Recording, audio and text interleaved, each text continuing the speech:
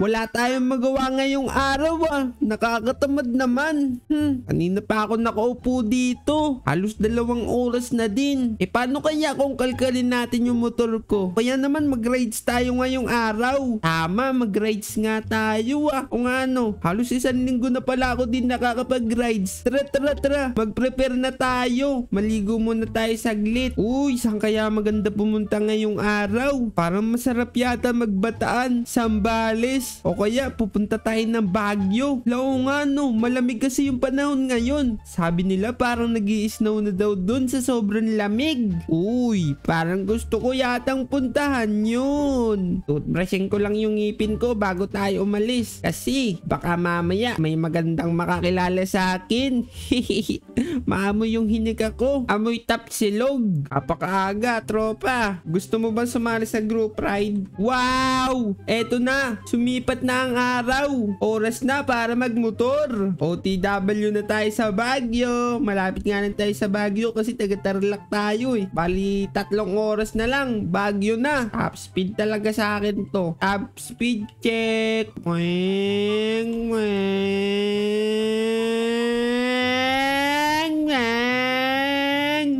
At ayun mga tropa, nandito na nga pala tayo sa pinakataas ng Baguio. Napakaganda talaga ng city lights kapag umaga. Hala, may city lights nga naman pala pag umaga. Parang wala naman Uy, ang ganda talaga dito sa Baguio. Lamig-lamig, ang sarap siguro kapag may kayakap dito.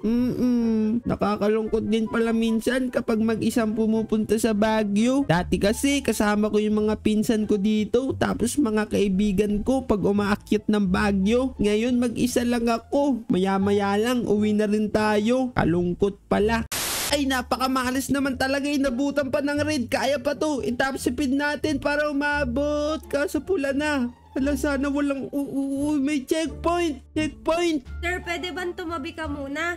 Checkpoint lang po ito, sir. Dito po tayo. Saan po, ma'am? Dito po sa kabila. Sige po, susunod na lang po ako. Grabe naman, napakamalas pa. Inabutan kasi ng red light May checkpoint pala dito. Ano po ang sa atin, ma'am? Baba ka muna, sir. Sige po, ma'am. Ano po ang sa atin, ma'am? May lisensya po ba kayo, sir? Naku, ma'am. Ang sa ano lang talaga, totoo lang neto. Ang baon ko pa lang ngayon, konsensya pa lang Yung lisensya ko, naiwan ko sa bahay. Kaya nagmamadali ako umuwi para kuwain siya ulit. Naku, sir. Delikado yan. Luma na yung ganyang palusot. Ilabas mo na lang, sir, yung lisensya mo kasi yun yung kailangan ko. Naiwan ko kasi sa bahay. O ganito na lang, ma'am, para maniwala ka sa akin. Gusto mo, umangkas ka sa akin. Tapos, punta tayo sa bahay ko, kuhain natin yung lisensya ko. Ako, sir, hindi ako nakikipagbiruan sa'yo. May violation ka. Wala kang helmet no helmet ka Tapos nag-overspeeding ka pa. Tapos beating the red light ka pa. Nako, ang dami ko naman pala talagang kaso sa'yo, ma'am. Kung gusto mo, sir, impound na lang natin yung motor mo. Uy, wag. Sige, ma'am, dahil ikaw naman din ng huli. Napakaswerte ko. Ang ganda ng huli sa akin. Talagang hahanap-hanapin ko yung mga gantong klaseng huli. Sige, ma'am, impound mo na lang yan. Pero sa ngayon, titikitan muna kita. Ang dami naman na violation. Seminar na, ticket pa. Bayad ko sa ticket ko. Tapos kuhain mo na yung motor ko. Bukas sa bukas, pabalik ako dito. Bukas pumunta ka sa office ko. Tapos attend ka ng seminar. Ay mga tropa, napakamalas naman talaga ngayong araw Checkpoint pa tayo kahapon. Tara, tubusin na natin ngayong motor natin. Talagang kamalasan naman talaga no? Ang saya-saya na nga ng Baguio rides natin. Na-checkpoint pa tayo. Pero okay lang. Ang ganda naman nung na-checkpoint sa akin Tara, ito na nga pala police station. Saan kayang banda dito si ma'am? Tara, pasukin na lang natin sa loob. Tapos attend tayo ng seminar. Saan kaya siya dito banda? Ma'am, magandang umaga. Ako nga pala yung hinuli mo kahapon. Yes, sir. Pasok po kayo. Come in. Ay, nandyan po pala kayo, ma'am. Gandang umaga po. Ganda-ganda talaga ng umaga ko pag kayo nakikita ko. Magandang Magandang umaga din po, sir. So, ganito gagawin natin ha. Attend po kayo ng seminar ngayon. Tapos, makukuha nyo na po yung motor nyo. Ganun lang po. Ilang oras po ba yung seminar na yan? 5 hours po, sir eh. Ay, patay tayo dyan. 5 oras pala yan. Di napagod ako nun. Ayaw mo ba ng ganun, sir? Ay, ayoko talaga ng ganun. 5 oras. Kapagod yun, ma'am. Papayagan kitang kunin mo yung motor mo, pero sa isang kondisyon. Ma'am, anong kondisyon naman yan? Wait lang nga. Ihilang ako bago ko marinig yan. Sige. Mga tropa, anong kondisyon yun? Okay na okay yung kondisyon na yun. Kasi kondisyon ako ngayon. Diba? Tara, ihilang muna tayo saglit bago ko marinig yung kondisyon na yun. Talagang ngayong araw, kondisyon talaga ako eh. Gusto ba, umihi na lang ako dito sa gilid. Good morning ulit, ma'am. Ano po bang kondisyon yung narinig ko kanina? Sarado mo muna yung pinto. Baka may makarinig ng sasabihin ko eh. Alon, ma'am, ano yun? Nakakayaya tayo na.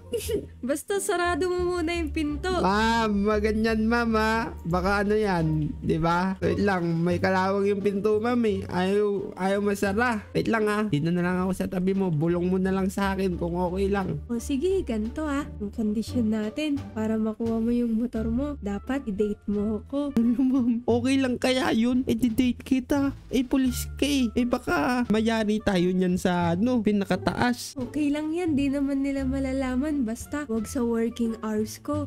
Kailan ba yung alis mo, ma'am? Mamayang gabi, tunduin mo ako dito. Tapos, bukas na bukas din, ibibigay ko yung motor mo. Sigurado ba yan, ma'am? Baka mamaya, set up to ha. Tapos ikulong nyo ako. Huwag naman. Alam ko maganda ka naman, ma'am. Pero ang sa akin lang, totoo to, ma'am ha. Totoo yan, sir. Ganto na lang, ma'am. Kunin ko na lang phone number mo. Tapos, chat mo na lang ako. Magbigayan tayo ng phone number. Ito yung phone number ko. Wait lang. So, ito, ma'am. Ito nga pala yung number ko. 0939-456. Tutunog-tunog. Yan, ma'am. Copy, sir. Copy, sir. Ang pogi ko naman ngayong araw, mga tropa. Balik tayo dito mamaya. Ito nga pala, mga kaibigan. Malapit na nga pala mag-out si Ma'am Chip. Tara, puntahan na natin siya sa office niya. Tatawagan natin siya dito sa harap ng office. Police station. Tara. Hello? Hello? Hello, ma'am. Ang ganda pala ng buhis niya, mga tropa, no? Ma'am, bali, nandito kasi ako sa tapat ng police station. Saan ba kita susunduin ulit? Nakalimutan ko eh. Dito lang sa may loob ng office, sa may upuan dito sa may admin. Sige, ma'am, papasok na ako ah. Pwede na ba ako pumasok? O sige, pumasok ka na. Nandito lang ako nakaupo. Okay, ma'am. Sige. Tara, pasukin na natin, mga tropa. Tik nyo nga ako. Pugi ba ako ngayong araw? Amoy nyo nga hininga ko. Amaya, may dog food yung hininga ko eh. Tara, pasukin na natin. Kinakabahan ako. Saan kaya yun si ma'am? Wow!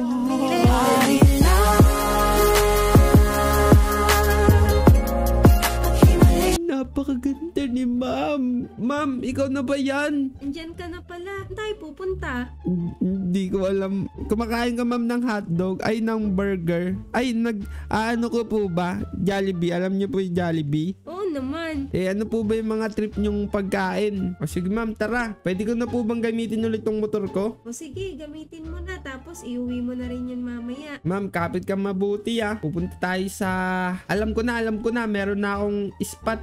Na favorite ko to kapag nalulungkot ako. Dito ako pumupunta. Bakit? Malungkot ka ba ngayon? Mga nakaraang araw lang. Ngayon, napakasaya ko na. Alam mo kung bakit, ma'am? Bakit? Siyempre, tingnan mo ba naman? Sino ba naman malulungkot pag ganyan yung angkas? Parang diwata overload.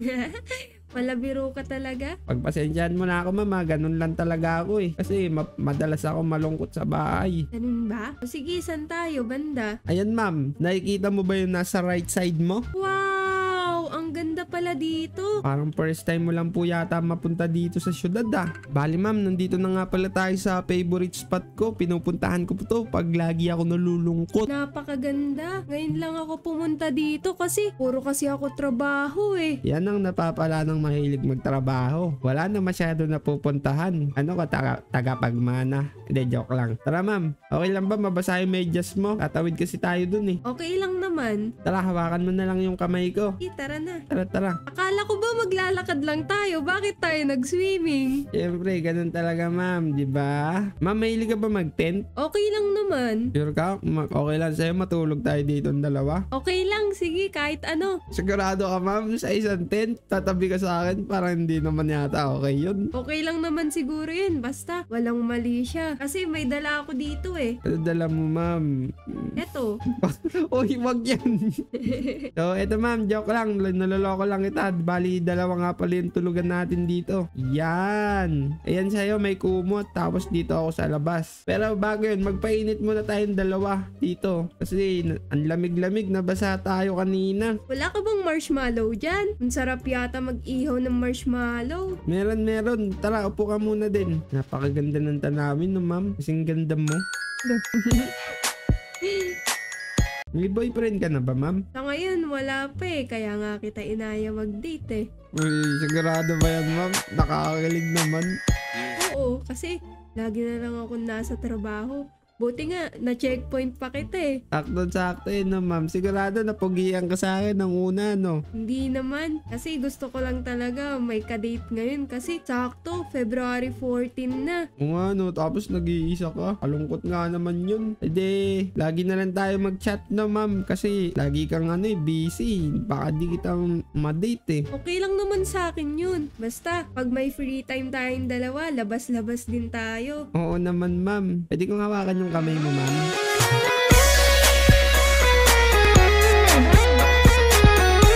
Nahihiya naman ako. Ba't huwag ka naman mahiya ma'am? Sa ganda mong yan, mahihiya ka pa. Tara, tabi ka sa akin ma'am. Sige. Ang landi mo ma'am naman. Kinikilig ako masyado. Ngayon lang ako naging ganto kasi sa trabaho kasi hindi ko magawa yung ganyan. Yan naman sa akin mo pala gagawin eh. Kinikilig naman ako sa'yo ma'am. Sobrang kinikilig ako. Naka-holding hands na ako sa'yo ngayon no. Parang ang bilis naman yata ng pangyayari. Naku! Yung sapatos mo nasusunog na! Ala! Yung sapatos ko! Yung sapatos ko nalulunod!